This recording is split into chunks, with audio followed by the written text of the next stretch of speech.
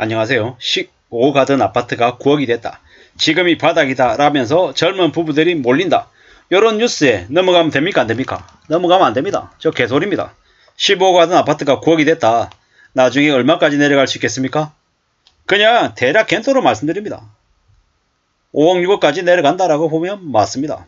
물론 2023년에 아니요. 2024년에 아니요. 2026년, 2027년쯤 돼야 그 가격으로 내려갈 겁니다. 물론 그냥 그렇게 가격이 쭉 내려가냐? 아니겠죠. 엄청나게 충격적이고 꽤 놀라운 일들이 많이 터질 겁니다. 지금 현재 벌써 국제무역 수지가 12개월째 연속 적자죠. 2023년에 감히 말씀드립니다. 대한민국 황역경제 성장률 마이너스 찍는다라고요. 물가는요. 지금 뭐 4%대다 어쩌고저쩌고 얘기하고 3%대까지 내려갈 거다라고 얘기하는데 믿지 마십시오.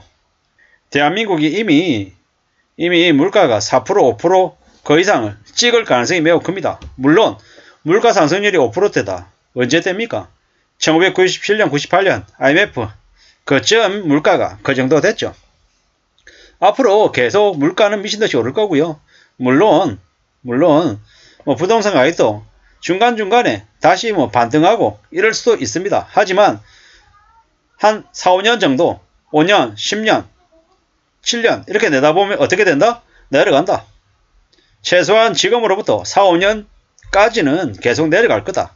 그리고 바닥을 찍고 올라가는 게 뭐 한 7, 8년이나 10년 뒤쯤이 될 수 있을 거다라고 생각합니다. 확실한 건 뭐다? 지금 가격이 뭐 15억 같은 게 9억이 됐다? 5억, 6억까지 5억까지 내려갈 수 있다. 사실상 지금 가격에서 한 절반까지도 내려갈 수 있다라고 생각하고 기다리는 게 좋겠습니다. 원하는 걸 갖기 위해서 기다리고 또 기다리는 게 가장 좋겠다라는 말씀을 드립니다. 지금은 기다려야 되는 시기인 거지 조급하게 뛰어들어서는 될 시기가 아니다라고 말씀드립니다. 보통 사람들이 냉장고 하나 사려고 할 때 상품을 얼마나 검색합니까? 매장에 가보고 비교해보고 용량 확인하고 인터넷 검색해보고 꽤 오랫동안 고르고 또 고릅니다. 100만, 200만원짜리 냉장고 사는데도 그렇게 하는데 수억 원을 들여서 사는 부동산은 어떻습니까? 보통 사람들이 평생에 한두 번, 많아야 서너 번 정도 하는 결정 중에 하나라는 거죠.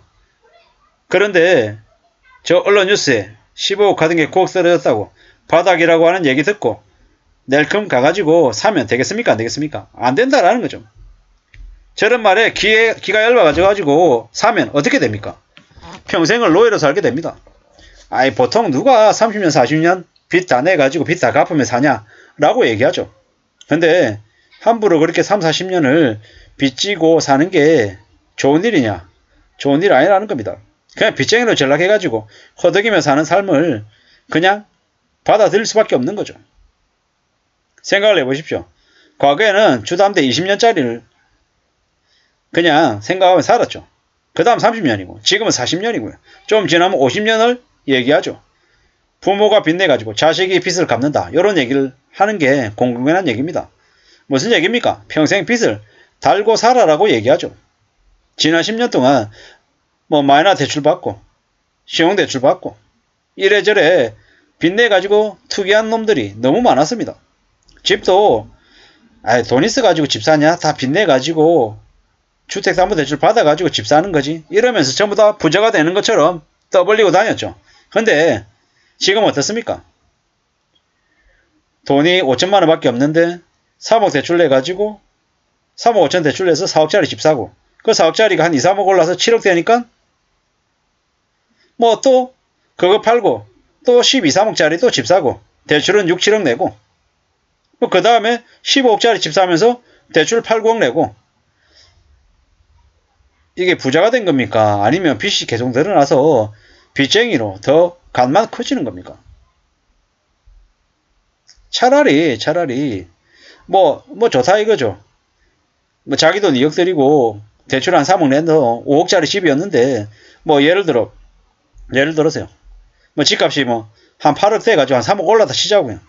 그럼 팔아가지고 어차피 대출이 3억 있었고 자기 돈이 2억이다가 자기 자본이 5억으로 는 거잖아요. 그러면 뭐 조금 줄여가지고 뭐 한 6억 5천한 집을 사고 대출 3억이던 걸 한 1억 5천 정도로 줄이면 어쩌면 이게 현명한 모습일 수 있는데 사는 게 그렇게 되냐고요. 그렇게 안 되더라는 거죠. 대출을 바짝 늘린 만큼 이 대출 여력이 자신의 능력인 것처럼 착각해서 나중에 10억짜리, 12억짜리, 15억짜리를 보게 되죠. 그리고 대출은요.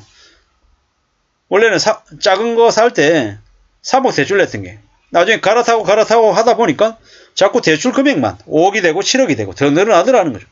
그러다가 나중에 회사 잘리거나 뭐 경제적인 문제가 생기면 어떻게 됩니까? 그냥 자빠지는 거죠.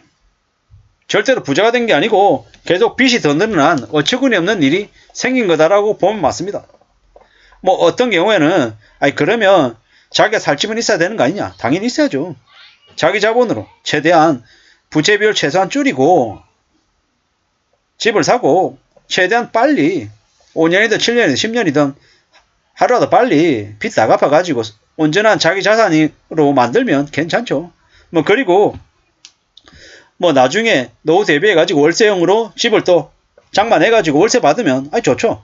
아니면 뭐 뭡니까 그 고배당 우량주 사서 배당 받으면 좋고 채권 투자해가지고 채권으로 채권 수익 받아도 좋고요.